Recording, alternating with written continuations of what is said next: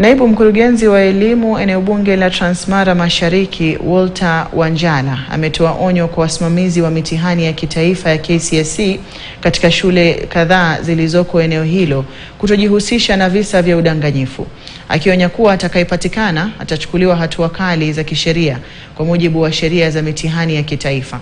Akizungumza afisini mwake katika eneo la Emuruadikir, kaunti ya Narok, Wanjala alisema kwamba tangu mitihani hiyo ilipoanza wiki iliyopita katika eneo hilo, hakuna changamoto kuu ambayo imeshuhudiwa katika eneo hilo.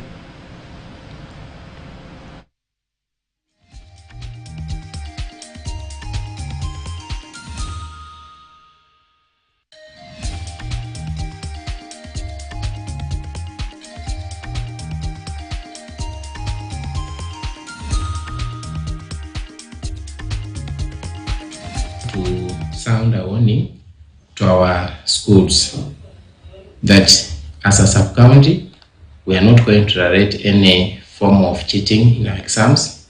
We want to have critical results. We want all our learners to get their results at the end of it, because these learners, their parents have spent a lot of money paying school fees for them. So any teacher who will be found trying to help them in doing the exam, I think stern measures will be taken against that teacher. So I want also to caution our invigilators and supervisors that they should do their work with a lot of professionalism, so that we don't have problems when it comes to the results. When we said there was a problem because of the heavy rains, you know, most of the buses, our buses cannot ply the interior roads. So these small vehicles, the cruisers, are the ones that we are depending on so much when it comes to the interior. And because of the heavy rains that we experienced, that was a bit challenge, but we managed. When we started KCSE, I think the rains have gone down. We are moving on well in terms of transport. There's no big challenge.